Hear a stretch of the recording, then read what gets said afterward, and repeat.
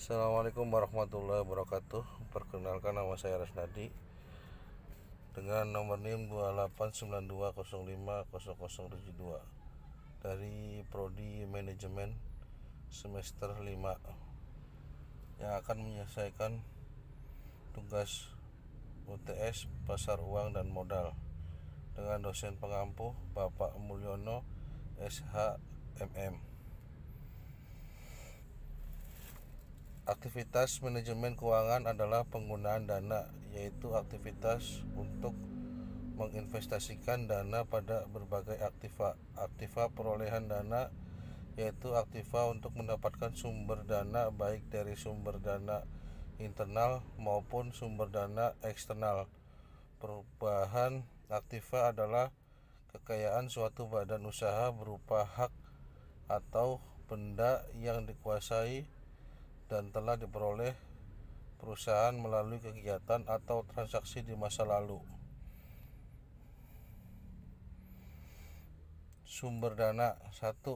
Dari dalam perusahaan internal. Sumber dana dari dalam perusahaan internal source dapat diartikan sebagai bentuk dana yang pemenuhan kebutuhan dananya berasal dari dalam perusahaan itu sendiri.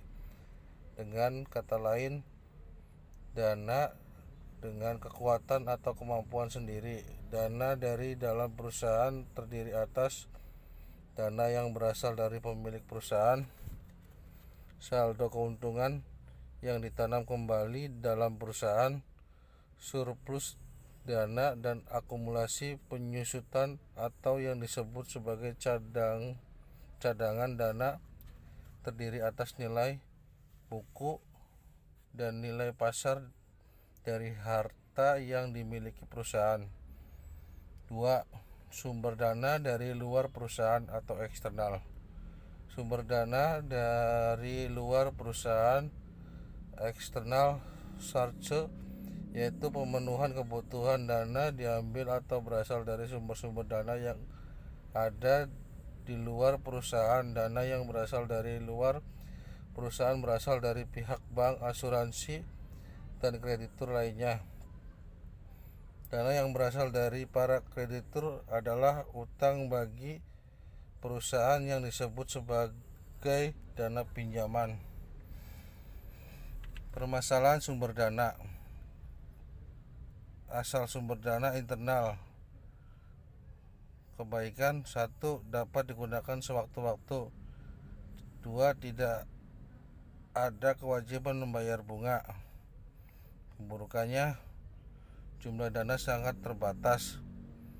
Perusahaan dihadapkan pada pilihan untuk digunakan sendiri atau hal lain yang lebih menguntungkan. Untuk kebaikan yang ketiga, asal sumber dana dari internal adalah tidak ada kewajiban mengembalikan. Asal-usul sumber dana eksternal. Kebaikannya adalah 1. Jumlah dana tidak terbatas. 2. Dana diperoleh dari beberapa sumber. 3. Bersifat fleksibel. Untuk keburukannya, dana dari eksternal adalah perusahaan dikenakan beban atau bunga untuk utang. 2. Ada kewajiban untuk mengembalikan. Pendanaan jangka pendek. Keuangan jangka pendek atau short term financial management merupakan pengelolaan aktiva lancar, kas surat berharga, piutang, persediaan dan pasifa lancar perusahaan, utang dagang, wesel bayar, kewajiban yang harus dibayar untuk mencapai keseimbangan antara laba dan risiko agar memberikan kontribusi nilai positif tersebut terhadap nilai perusahaan. Sumber dana jangka pendek. Pertama adalah utang dana.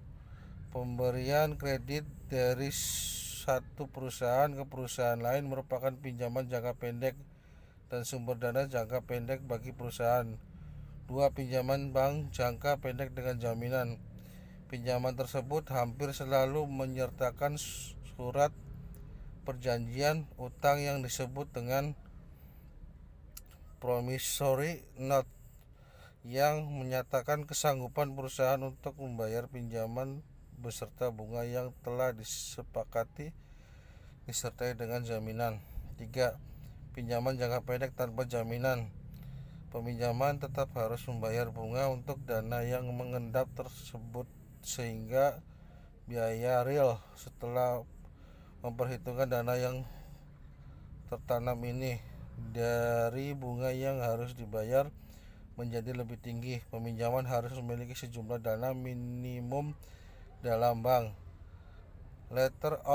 Letter of credit adalah janji tertulis dari bank bagi pihak pembeli untuk membayar sejumlah uang pada perusahaan yang dituju atau penjual apabila sejumlah kondisi telah terpenuhi. 5. Commercial paper adalah surat berharga yang diterbitkan dan dijual oleh perusahaan besar dan terpercaya untuk memenuhi kebutuhan jangka pendeknya. 6. Factoring, yaitu dana menjual piutang perusahaan pada perusahaan faktor perusahaan pembeli piutang yang biasanya adalah lembaga keuangan. Utang dana.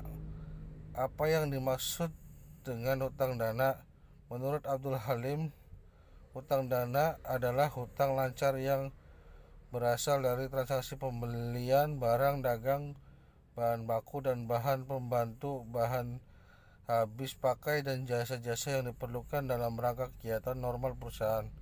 Contoh, jika sebuah restoran berutang uang kepada perusahaan makanan atau minuman, barang-barang itu adalah bagian dari persediaan atau inventaris dan dengan demikian bagian dari hutang usaha atau trade payable. Mengapa perusahaan punya hutang dagang? Pada umumnya hutang jenis ini muncul karena transaksi jual beli barang dagang yang dilakukan secara kredit atau pembayaran tempo. Jangka waktu pembayaran hutang dagang ini sesuai kesepakatan, tetapi biasanya hanya sekitar 1-2 bulan saja. Sekian penjelasan dari saya. Bila ada kekurangan mohon dimaafkan. Wassalamualaikum warahmatullahi wabarakatuh.